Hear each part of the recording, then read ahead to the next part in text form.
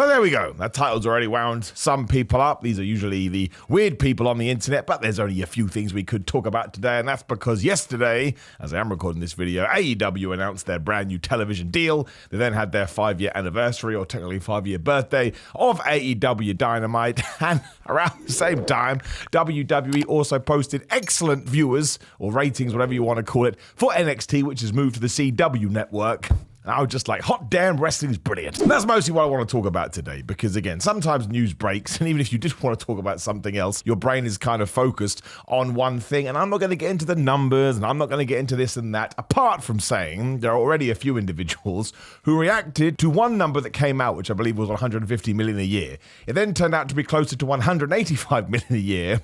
And these folk had already told us why 150 million a year proved it why it was a bad deal, and the number AEW should have got was nearer to 185 million, and then it turned out that it was 185 million. So it just goes to show a lot of these hot takes, which you're perfectly allowed to have, more power to you. I hope it makes you happy in your tum-tum, but they are a little bit disingenuous. And also, you shouldn't care what the numbers or the ratings are. You should just watch the show, and if you enjoy it, excellent. And if you hate it, that is genuinely fine too. But if you are basing your happiness on your joy, depending on what somebody offered them from a financial point of view, well, I'm just going to say it straight up. I think you're wasting your life. And I think you'll be on your deathbed one day going, I probably should have just gone outside and had an ice cream. But I want to look at it from a wrestling perspective, and I want to look at it from a fan perspective, because AEW makes WWE better, and WWE makes AEW better. I don't think it's a coincidence that ever since AEW was born in 2019, all of a sudden WWE has shot up to new heights, because it's exactly what happened in the mid-80s and exactly what happened in the late 90s.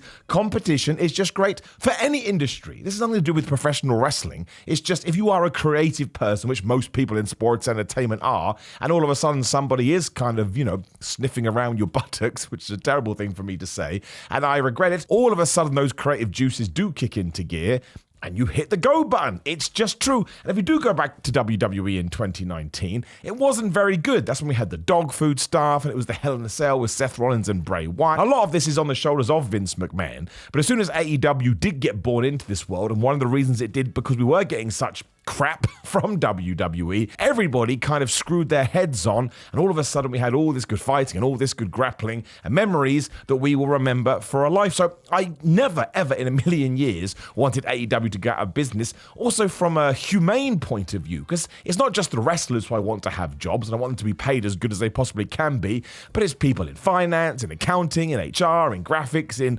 whatever the division may be. If you want AEW to get out of business, you're also essentially, whether you mean to or not, wishing badly on human beings that are trying to make a living. And I want there to be more opportunities in wrestling. I want you to be into wrestling and you decide, well, I don't want to be a wrestler, I don't want to be a referee, I don't want to be a commentator, but damn it, I'd love to be an illustrator. I want there to be a position for you, and AEW makes that possible. And even if your dream is to get to WWE, well, you can use AEW to get experience and then hop across. Once again, that's nothing to do with wrestling. That's how life works. So I think it is totally tremendous. Much like when WCW was around, I just think two companies going at it is going to keep the fire lit, as opposed to it go out and somebody can rest on their laurels. And I would probably hazard a guess, and I understand I'm lucky to do what I am doing right now with you guys, Team Miller, for the rest of our days. I think it's the most I've ever enjoyed professional wrestling. Now, I don't know how I feel if I wasn't doing this, but that goes back to the whole, this game wouldn't be very good if Batman wasn't in it. Well, Batman's in it, and I get to make this kind of a content. And look, I'll be totally honest with you. You can check out my ups and downs for a more specific breakdown, but I thought the AEW Dynamite show, in terms of an episode of wrestling, was absolutely crazy. Some bits were really, really good, and some bits I was like, I don't really understand what's going on here. But that's always going to be the way. You can't expect to like every single thing on television, especially because, and this is something else maybe we can talk about, we are about to get a lot of content, because I'm convinced in 2025 we will have 6 hours of WWE. I think Raw on Netflix is going to be close to 3 hours, mostly because when it comes to sponsors and advertisers, the longer you have, the more money you can make. And now, apparently, USA Network and WWE are in chats for SmackDown to go 3 hours. I'll be the first person to tell you, once again, from a fan point of view,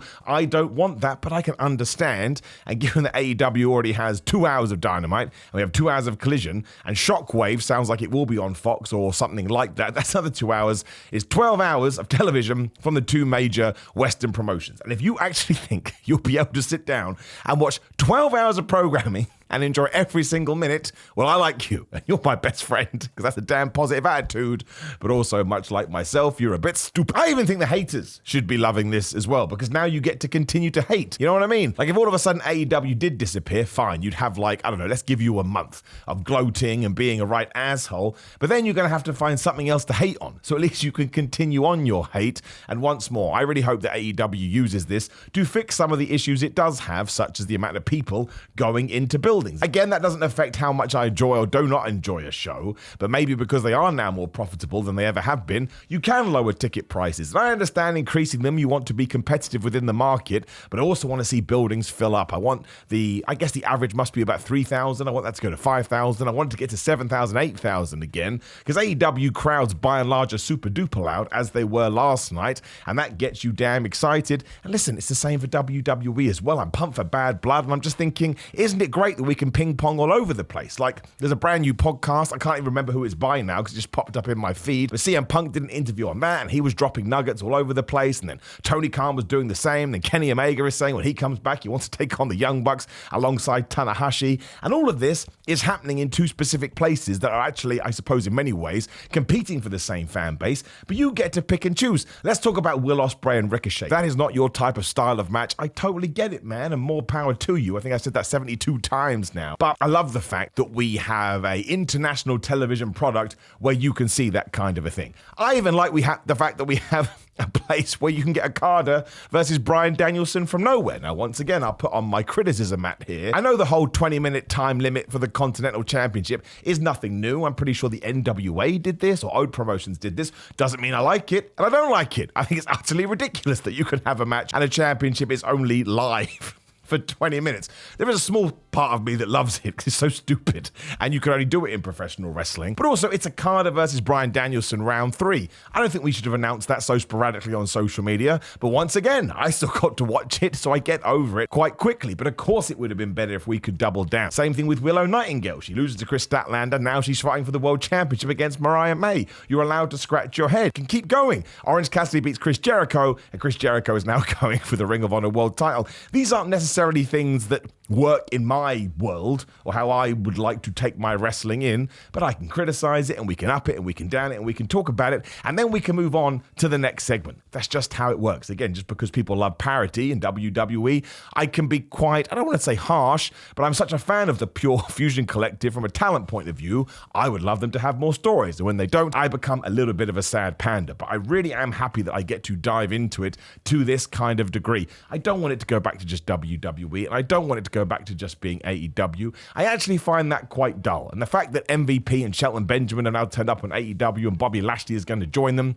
and Ricky Starks and Daniel Garcia may be going to WWE, and other people may be going here, though, and there, just makes it so exciting, and you never know. And I don't care where anybody chooses to go. I don't have a loyalty to either brand. I want wrestlers to pick the place they think they're going to be best utilized, especially if you feel like you've gone stale in one company. Go to the other company and see what's going to happen. Look at Ethan Page. He's totally smashing it right now. Then there's the situation with Penta and Phoenix that everybody likes to go nuts over. Firstly, you can't point the singular finger of blame at AEW because it's not just a practice that WWE has dabbed their toe in the past. Once again, it comes down to entertainment. Go and look at record deals or movie contracts. It happens all of the time. But once again, put my fan hat back on. Do I just want Penta and Phoenix to be able to leave without an extension of their contract if they want to go to WWE? Of course I do, because you'd have to be crazy not to see it that way. But you can also all of a sudden become Mr. Businessman and understand why Tony Khan would want to keep them. I don't think all of a sudden we have to make it this huge moral tale. I think that probably is something that you don't need to spend your time on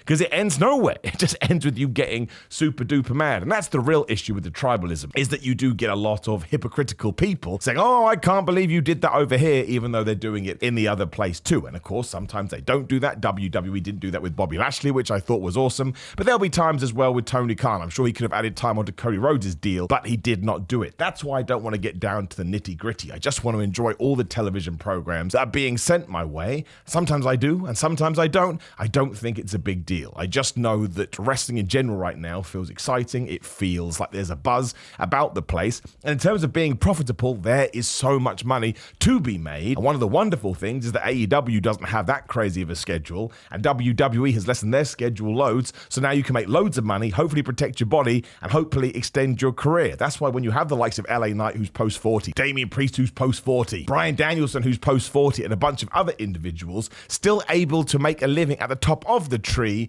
it makes me warm and fuzzy in my tum-tum. Do not forget Hulk Hogan. I mean, he's a controversial character, and I think some of the things he said is absolutely deplorable. But he was basically kicked out or told his top run was over at 37 years old. Can you imagine that now? That's like going to Roman Reigns and Cody and saying, sorry guys, you're done, when they could go on for ages and ages and ages, and that is what I want. So I think we're living in good times. I think AEW is only going to help with that, and WWE becoming the huge behemoth it is and going on Netflix is going to help even more. And let's jump to January 2025. I mean, this is more of an American thing, but obviously over here in the UK, Netflix is going to be huge with WWE. But from an American point of view, which is WWE and AEW's home base, you're going to be able to stream on Max, you're going to be able to stream on Netflix. Obviously, USA Network is still there for SmackDown, but this is wrestling headed in the right direction. We're slowly moving off television, and what I hope is as streaming continues to get more and more popular, that makes wrestling more and more accessible, and more people start watching it, because the more people that watch wrestling, the more money that's going to go into it, the more opportunities there are going to be, and the more good stories we are going to get. I don't want to gatekeep. I want to let everybody in the door. When they do come in, I want to join them and do the dance of joy. And you can be the guy that puts your nerd hat on, going back to clothes-related puns, and tell them all about the history, and then you can feel pretty good in your pants and your underwear, which is basically all you want to do anyway. You want to be Mr. or Mrs. Wrestling. So you're never going to hear me talk negatively about this, and for the amount of people that have sent me crazy messages going, Simon, you're the problem, because you don't criticize Tony Khan's booking enough. I criticize it when it doesn't work for me, and I would implore you to criticize it when it doesn't work for you, and I'd also enjoy the things that you want to enjoy, and vice versa. Again, let's go back to Will Ospreay versus Ricochet. I think Takeshita should have just caused the disqualification. I didn't think you needed that weird, funky draw. It didn't work for me, but that doesn't mean that AEW shouldn't have done it. It just meant that's where my brain fell on the occasion, and honestly, even though I thought that Dynamite was totally nuts, I was so happy by the end of it, because they had signed that big deal, and WWE has got their big deal, and more money than probably ever is going to run through professional wrestling. And while it doesn't post the kind of TV numbers it did in the Attitude Era, because we're living in a different time, because social media is so big, I think at least awareness-wise, pro wrestling has to be bigger than ever. Like it really, really does. My sister is watching the Vince McMahon Netflix documentary at the moment, and if that just had been on television, she wouldn't watch that. She wouldn't give a damn. But the reason she does tune in, she's like, oh, my brother's interested in all of that. And she messaged me going, I can't believe Hulk Hogan knocked out a TV host, something we've talked about for the last 25 years. But she doesn't know, and who knows, maybe that gets her to watch, but also probably not. Because if you've seen that documentary, it kind of made me hate wrestling, mostly because Vince McMahon is not a good person. But let's get way off track here. I don't want to talk about that. And I'm very excited for the rest of the year, and I'm very excited about 2025. I think that everything that has happened has really bolstered wrestling. And everyone keeps saying, when's the bubble going to burst? When the bubble's going to burst? And it probably will burst a little bit at some point. But what I hope happens is when we do land at a more even level, it's still so damn big that it doesn't actually matter. And you can pack 10,000 in a building for Raw. And like I say, the Dynamite numbers can continue to increase. And everyone can just keep making a bunch of money from it. I know we keep saying that, but wrestling is such a hard sport on your body, and there are too many veterans today from the old school who still have to go out there and try and make a buck and put themselves through things they shouldn't have to. Now, hopefully, when we do get to like 2040, maybe people can actually retire and just look back on their career and go, damn it, man, I did okay. So the war does continue. Go nuts with your tribalistic stuff. It's not going to stop anyway. But I am going to sit back and I'm going to continue to be an annoying, positive Pete. I'm going to enjoy AEW. I'm going to enjoy WWE. And when it makes sense to compare them, I will. And when it makes sense to not do that, I won't do that either. But ultimately, I'm just going to have the best time. Now, listen, there's a comment section down there. You're going desperate to comment in it. Please go nuts and say whatever you want. You're allowed. It's a free damn country. Also, please do like the video, share the video, and subscribe. And go and turn on all the notifications as best you can, especially on the mobile app. As I keep saying, I've learned about that. Click the video on the screen to hear me predict the 2025 Royal Rumble. And of course, go to GorillaMind.com/Simon. Use code Simon to get 10% off the entire site. All specific flavors of pre-workout are 30% off now. It ships worldwide. And also, Gorilla Mode Lightning just launched, which genuinely is the most powerful pre-workout ever. To the point, if you are going to buy it, I've tried it, start with one scoop. It's also a Go Fitness. To use the code Simon20 to get 20% off. Obviously, it's patreon.com/Simon316. come and yell at me on social media